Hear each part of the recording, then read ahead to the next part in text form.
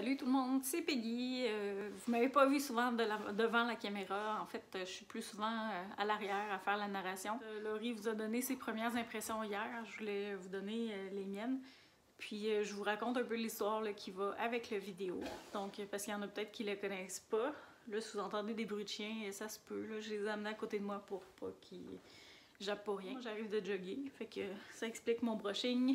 Ça explique que je suis pas maquillée, pas de cache-cerne. C'est ça que ça fait des rénaux. Ça fait des gros cernes en dessous des yeux parce qu'on est fatigué des fois. Je suis dans ma chambre. Ceux qui ont vu les émissions vont reconnaître, c'est ma tête de lit. Je voulais que ce soit intime, pas devant une ordi sur un bureau. Là.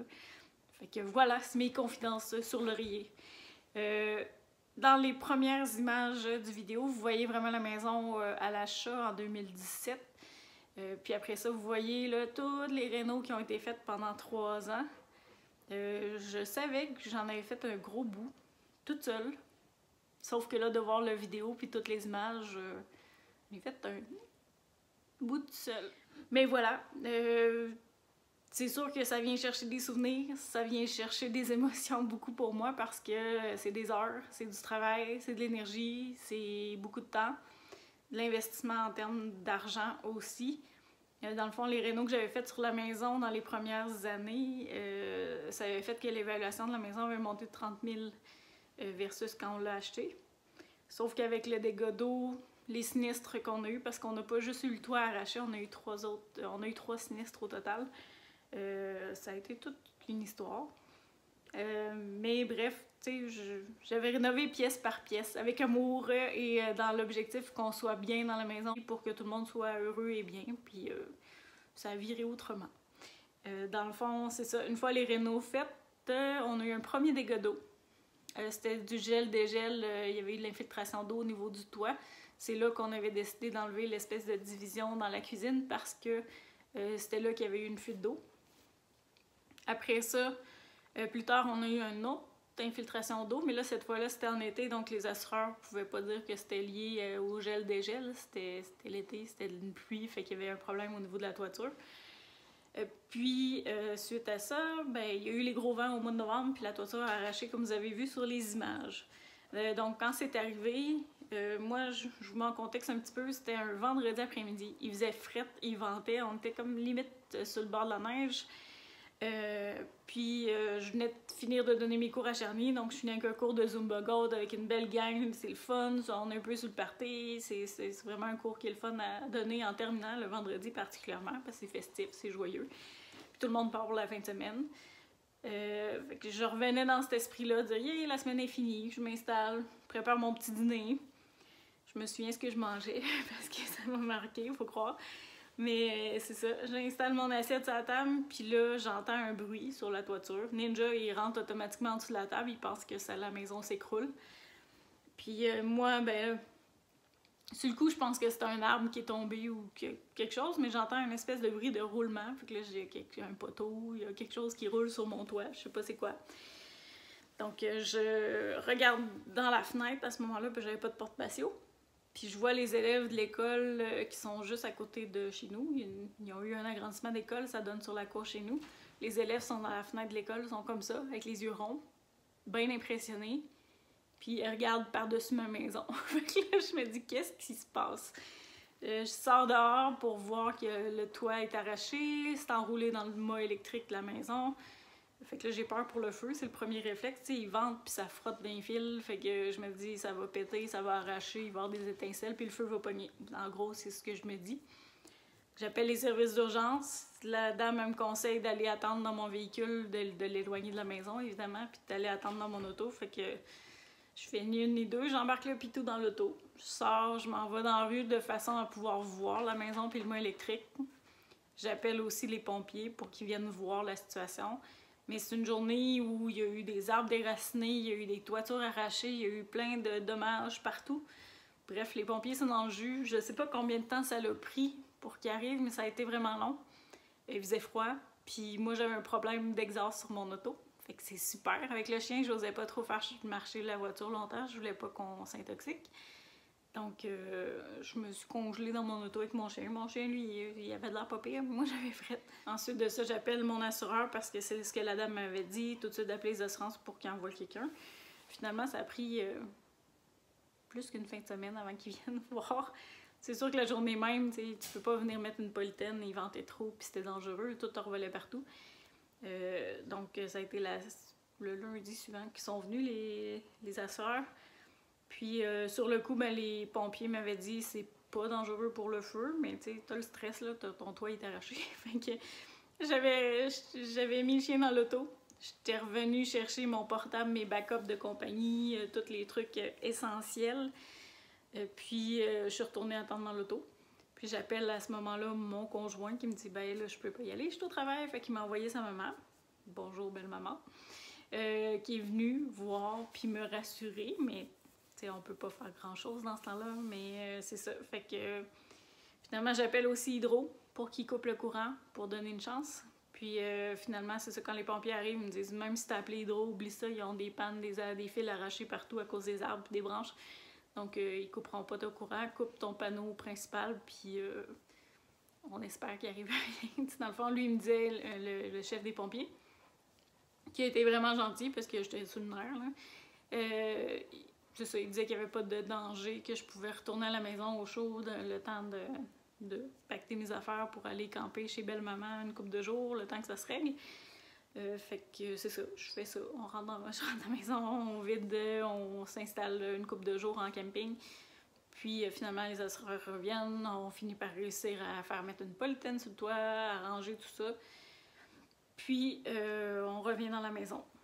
Puis la polytaine et la façon que les lattes avaient été mises la première fois, ben ça fonctionnait pas, l'eau continuait de rentrer dans la maison. Fait que non, cochonnerie, ça rentrait dans la fenêtre du salon. Fait que d'autres heures de plaisir. À un moment donné, ma belle-fille vient nous dire qu'elle entend de l'eau couler dans sa chambre. Fait que ça coulait jusqu'au sous-sol. Fait que ça a été de la belle grosse merde, en résumé. Puis suite à ça, ben là, il faut faire les projets de réparation de la maison. Puis là, on regarde ça. Là, c'est à ce moment-là, on est au mois de novembre, décembre. On n'a pas le financement pour le faire. On n'a pas le montant des assurances. Ça traîne, ça s'éternise. Puis dans l'intervalle, le riz se sépare. Fait que on commence à regarder des maisons pour elle. Donc on regardait ça, tu sais, pour le quartier ici proche, puis on trouvait pas grand-chose. Donc à un moment donné, un beau dimanche soir, j'ai une idée de génie. Je dis à Laurie, ben là, il faut que je répare mon toit, puis c'est pas juste la membrane élastomère qui est plus bonne, c'est probablement la structure au complet, l'isolant. Il n'y avait pas de ventilation de toit. Fait que fallait vraiment, tu sais, si on laissait ça de même, on n'était plus assurable. Donc on n'avait pas le choix de la réparer. Puis à travers ça, ben là, l'eau infiltrée dans les fenêtres partout. Il fallait changer les portes et les fenêtres. Ça, il était plus que dû. Ça condensait là, pas mal. Donc, tout ça mis ensemble, je dis à Laurie, ben j'ai la solution. On va te construire une maison au-dessus de la nôtre. Fait que là, on vérifie le zonage. On a droit à 2 unités, 2 étages. Fait que tout concorde pour être capable de faire une unifamiliale. On avait le droit de faire un bifamilial, mais qui a de l'air d'une unifamiliale. Donc, c'est ce qu'on a fait. Il fallait pas qu'il y ait une porte en façade pour l'appartement d'en haut, donc c'est pour ça que c'est sur le côté ou la terrasse. Mais on réussit à faire des plans pour que ça convienne à la ville. Après plusieurs modifications, comme on vous avait déjà parlé, ça a été compliqué.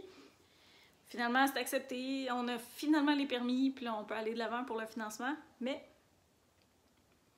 la veille d'aller signer les papiers de financement, je me fais annoncer que le conjoint, à ce moment-là, débarque du projet. Fait que là, j'ai dit, OK, débarque du projet, ben, on cancelle le projet, on fait juste changer les fenêtres, réparer le toit, puis tout est beau, bingo. Mais non, c'était pas ça. Il y avait autre chose. Donc, c'est ça, on se retrouve la veille d'aller signer le financement. On passe de 3 à 2. Moi, à ce moment-là, je m'en sac un peu du projet. Honnêtement, ma tête n'était pas là pantoute. Une chance que Laurie était là pour dire « OK, ben là, on fait ça, ça, ça, ça, ça. » J'étais sur le pilote automatique un petit peu, beaucoup sur le cul, parce que je l'ai pas vu venir. Fait que c'est ça, on repart à zéro pour le projet. Là, il n'y a plus rien qui fonctionne, ça chie pour le financement. Puis là, Laurie réussit à trouver une première solution. Ça aide. Mais ça fonctionne pas encore parce que les deux étant travailleurs autonomes, à ce moment-là, Laurie était pas employée encore chez Inéo, ben là, ça bloquait là-dessus. Fait que là, finalement, Laurie elle a un emploi salarié. Sauf que ça fait pas assez longtemps, ils considèrent pas les revenus, puis là, c'est le bordel. On réussit, finalement, par un miracle, là. Merci Saint-Esprit, la personne va se reconnaître. Mais ça fonctionne finalement pour le financement, ça a été laborieux, ça a été long. À ce moment-là, l'ex est encore propriétaire de la maison, fait que il y a un petit stress relié à ça, un petit stress pour moi, puis un petit stress que je me fais garrocher par-dessus le mien. Donc c'est ça, ça a été rock'n'roll l'automne pour vrai avant qu'on ait le financement et tout ça.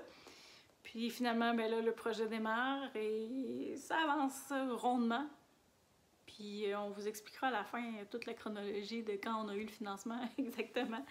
Mais ça a été laborieux, mais on n'avait pas le choix, il fallait stripper les murs, il fallait commencer. On n'avait pas 10 000 options, là. Le chalet était réservé, l'entrepreneur était réservé, on était serré dans les délais, fait que c'était go, on y va, puis advienne que pourra, on n'a pas le choix. Donc c'était un gros risque. Laurie, elle a eu un gros côté gambler là-dessus. Sauf que on vous dira en fin de projet ce qu'il y en est pour l'argent qu'on a sauvé en faisant les travaux nous-mêmes pour beaucoup. Tout ce qui est démolition, finition, on l'a fait nous-mêmes, fait que ça permet d'économiser pas mal. Et on vous parlera là, en termes de pourcentage, de valeur ajoutée, etc. Ben, on pourra vous expliquer là, comment on pense que ce projet-là va pouvoir nous servir de levier personnel puis pour nos business. Parce que c'est plus qu'un projet de maison. Oui, c'est ma maison, c'est la maison à Laurie, mais on a des objectifs en arrière de ça aussi pour la suite de nos vies. C'est ça, on vous donnera des détails plus tard, ce sera une surprise. Voilà pour l'explication du projet. Puis après ça, ben, quand on voit la vidéo en accéléré de la construction, c'est capoté. T'sais, on voit tout ce qu'on a fait de démolition. C'était épuisant pour vrai, c'était des grosses journées. Je faisais ça pas mal du matin au soir, la démolition. Puis j'essayais de travailler au travers de ça. Je montais les vidéos tard le soir. Fait que ça a été un automne pas mal occupé, mais c'était correct parce que j'avais besoin de m'occuper et de me défouler en descendant des murs. Quand j'ai vu le vidéo, mais ça frappe en condensé, tout ce qui est la démolition, tu te dis si, Paul, qu'on a travaillé. Puis après ça, tu vois la construction, puis ça, c'était le fun, le bout à voir, parce qu'on filmait, puis on n'avait pas grand-chose à faire, mais c'était un stress de comment qu'on va patenter tout ça après. Parce que là, oui, on est deux, mais on ajoute une maison, donc Laurie paye sa maison en haut, moi je paye ma maison en bas. On partage des trucs, des frais, c'est sûr, mais moi je tombais toute seule, là, en réalité, comme revenu. Puis j'ai pas un revenu à tout casser non plus, fait que c'était un gros stress. Oh, on vient de perdre la lumière, vous verrez plus rien. On va rallumer ça. Fait que oui, c'était stressant. Puis tu sais, comme toutes les personnes qui se séparent, je pense que vous le vivez, ce stress-là, de dire je passe de 2 revenus à un seul, comment je vais faire pour arriver, comment je vais faire pour m'en sortir. C'est stressant. Faut que tu te démerdes. Fait que j'ai développé des produits, j'ai travaillé fort aussi sur mes business à sortir 9 nouveaux produits gigottes l'année dernière. Plein de services pour kinésiologue en ligne que j'ai fait. Fait que on s'est débattu aussi côté business parce que le COVID, ça a été de la boîte aussi à gérer à travers tout ça. C'est ce qui fait aussi qu'on retarde le projet. Dans le fond, normalement, les 2 appartements devaient être livrés au mois de décembre. Finalement, on a eu un, donc on cohabite encore pour un petit bout de temps, le temps que l'appartement se termine en haut. L'extérieur est en train de se finir, donc ça va être un des gros morceaux. C'est des beaux défis de gérer tout ça, le stress, les émotions, puis c'est rock'n'roll, puis c'est pour ça qu'on est un petit peu fatigué rendu à ce stade-ci. Mais là, ça va mieux, on reprend de l'énergie. Moi, ça va, je repogne un haut un peu. C'est sûr qu'en voyant la vidéo, ben, j'ai pleuré une couple de fois en le faisant. Tu sais, c'est des souvenirs, le sapin de Noël, le chien qu'on a eu bébé. Il y a des choses qu'on a détruites dans la maison, mais c'était des souvenirs de famille à ce moment-là. Fait que c'est une grosse page de tournée. C'est ça, c'est émotif, c'est émouvant, c'est quelque chose. Mais c'est le fun de le voir aussi parce que je me dis ça va faire des maudits beaux souvenirs plus tard. De dire regarde d'où on est parti puis regarde ce qu'on a fait avec cette maison-là, c'est fou. Et là, je pense que Laurie arrive, les chiens vont japper, donc je vous laisse. À bientôt!